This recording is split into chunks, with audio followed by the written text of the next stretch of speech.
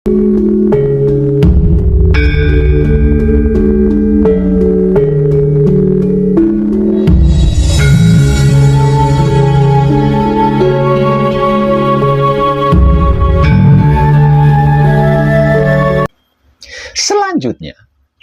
Syekh Siti Jenar melanjutkan kritikannya seperti ini. Surga neraka itu bukan tujuan. Orang-orang mukmin telah keliru karena menjalankan salat. Para ulama menyesatkan manusia dengan menipu mereka jungkir balik 5 kali, pagi, siang, sore, dan malam, hanya untuk memohon imbalan surga dan dihindarkan dari neraka. Orang seperti itu sungguh bodoh dan tidak tahu diri.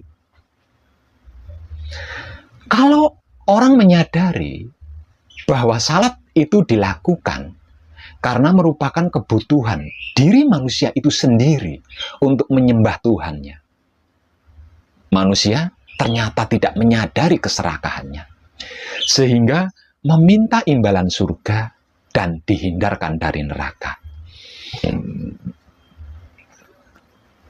Orang-orang telah terbius oleh para ulama, sehingga mereka suka berzikir atau wirid dan disibukkan oleh kegiatan menghitung pahala di setiap harinya untuk ditukarkan dengan surga dan karena takut neraka.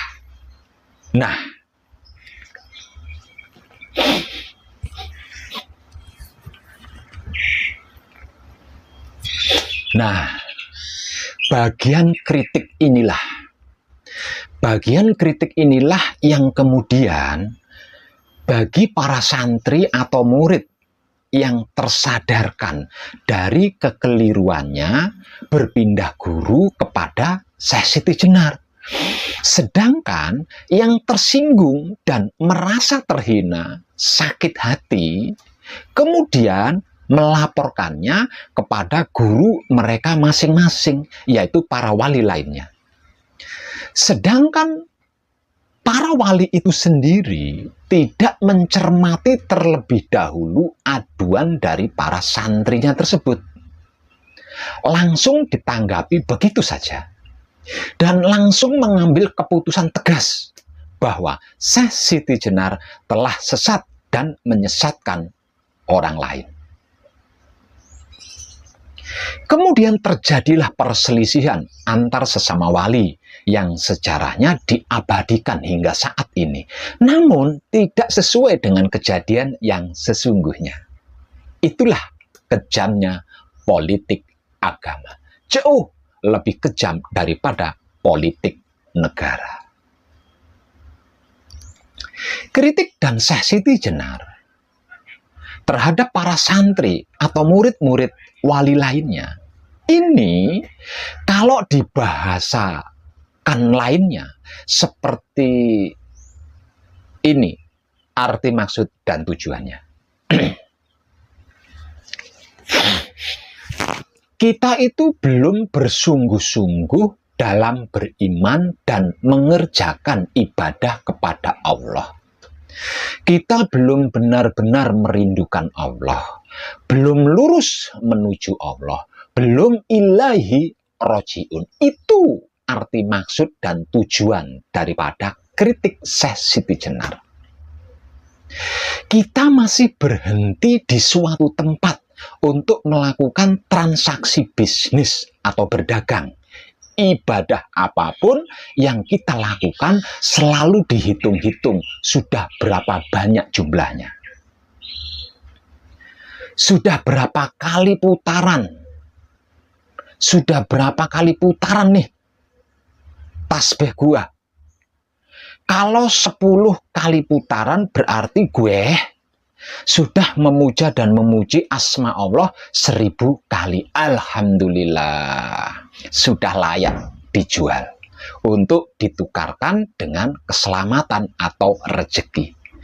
Nanti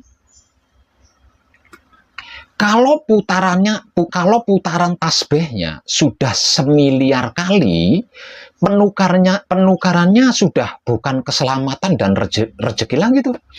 Naik selevel lebih tinggi, yaitu sudah pantas untuk ditukar dengan surga. Semakin panjang dan semakin besar tasbihnya, wah, ini pasti orang suci, orang ahli ibadah. Itu kan yang ada di pikiran kita selama ini.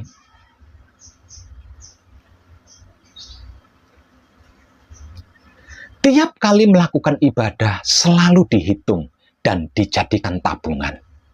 Sewaktu-waktu kalau tabungan, hitungan ibadah ini sudah ribuan jumlahnya, kemudian ditukar. Dijual, ditransaksikan sama Allah. Lalu nunggu-nunggu imbalan dari ibadah yang sudah ditransaksikan tadi. Final intinya, kan imbalan surga itu tadi. Ditukar dengan surga. Dan dihindarkan dari neraka. Iya kan? Itu kan yang ada di kepala kita selama ini. Tidak apa-apalah. Saya sengsara di dunia karena seluruh harta kekayaan saya sedekahkan kepada fakir miskin, orang jompo, yatim piatu, dan habis saya gunakan untuk modal ibadah. Toh nanti di surga ada sungai susu, ada kolam madu, ada bidadari 77 dan lain-lain sebagainya. Ayo jihad. Ini perintah Allah supaya masuk surga. Yang masih berjaga, kalau sampai mati ketika berjihad, jangan takut, jangan ragu. Nanti di surga akan mendapatkan bidadari 77. Takbir 3 kali. Allahu Akbar, Allahu Akbar, Allahu Akbar. Bom, diledakkan bom bunuh dirinya. Hore, aku dapat bidadari 77 di surga.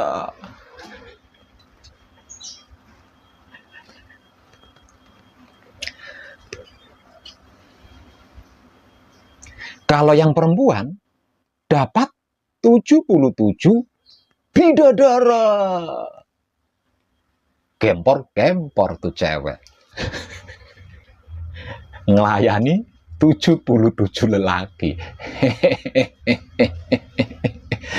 Edan tenang. Di luar radar kesadarannya, ruh itu tidak mempunyai kelamin, tidak memiliki syahwat atau nafsu. Mau diapain tuh 77 bidadari di surga? Dan bidadara 77 tadi mau ngapain, mau diapain? Lawang nggak punya kelamin, nggak punya syahwat, nggak punya nafsu.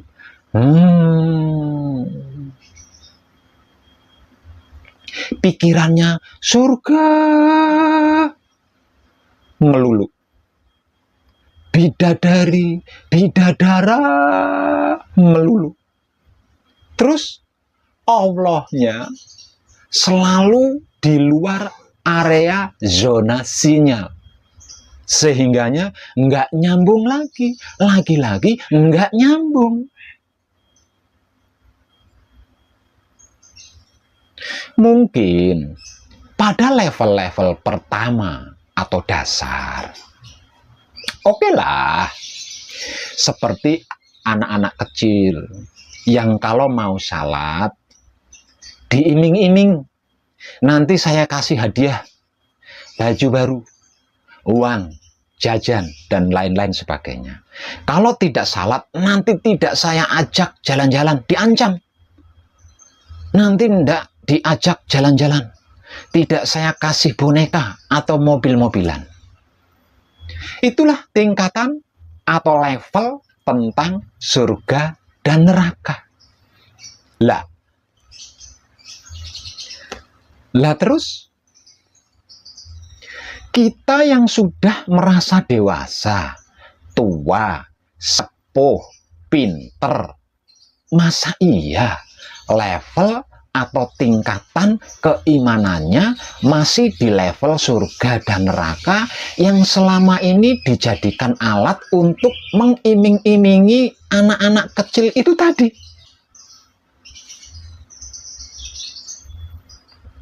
Itulah bahasa kata lainnya dari kritik Syekh Siti Jenar kepada para murid atau para santri-santrinya wali-wali lainnya. Syahadat, salat, puasa, zakat, haji sepertinya seperti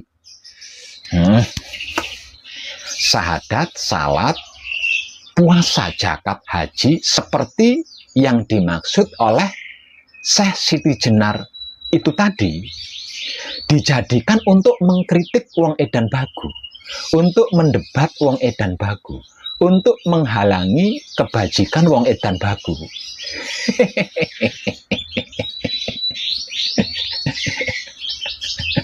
Edan tenan, yo tak guyu tok rek.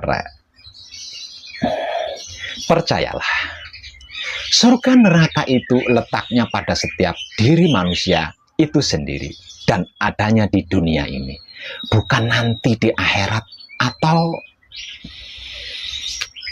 bukan. Seseorang yang kehidupannya kaya raya, miliarder, bergelimang harta, tahta, wanita atau lelaki, rumahnya mewah, kendaraannya mewah, tapi rumahnya diberi pagar baja setinggi langit karena takut dan khawatir kalau ada perampok masuk mencuri harta bendanya. Pagi-pagi, pergi pagi, pulang sore, bahkan ada kalanya pulang larut malam. Sampai di rumah, istrinya selingkuh karena kesepian, sebab suaminya jarang pulang. Atau dirinya sendiri yang selingkuh di luar rumah karena kebelet pipis tidak ada toilet. Bukannya sampai di rumah istirahat tidur, malah bertengkar. Atau lagi, sesampainya di rumah sibuk ngitung duit, dibagi untuk itu, untuk ini, dibayarkan untuk itu, untuk ini. Sampai lupa kentut, tidak ada santai dan tenangnya. Selalu gelisah kehidupannya, khawatir, terancam akan pesaing-pesaing bisnisnya, bahkan takut kalau ada perampok, pencuri, dan lain sebagainya. Tidur tidak nyenyak, makan tidak enak, istirahat tidak tenang. Itu loh neraka. Sebaliknya,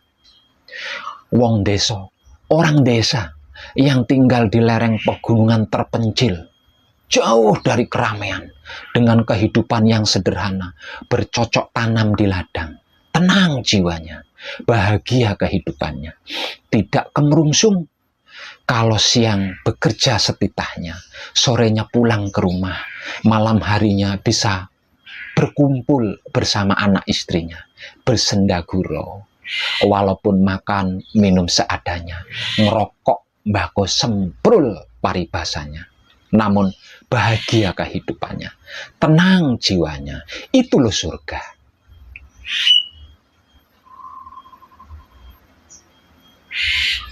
Bidadarinya mana Pak Web? Bidadari melulu otakmu. Edan tenan. Ada lagi, rumahnya hanya ngekos, ngontrak, makan minumnya di angkringan, hanya dengan nongkrong di alun-alun bersama teman-temannya, medang bareng, ngerokok bareng, sambil bersendaguro bareng, bahagia. tenangnya, senangnya. Itu loh surga. Surga dunia beneran tuh.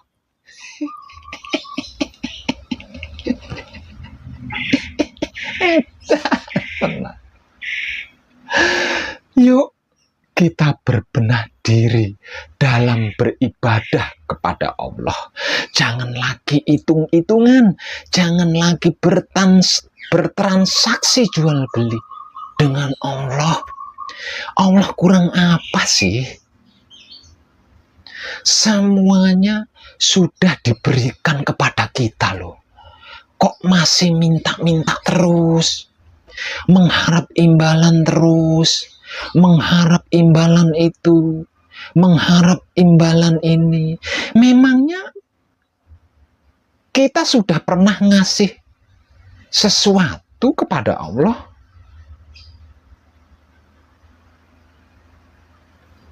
Ngasih jungkir balik 5 kali, lamanya 3-5 menit itu tadi. Kemudian minta imbalan. Malu ah. Tahu dirilah. Allah yang di setiap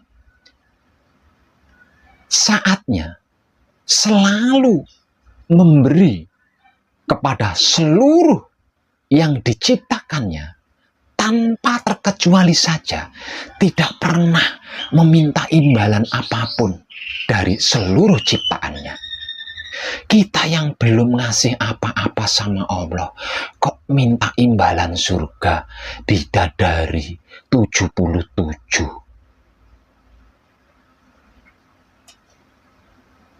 Hup, stop.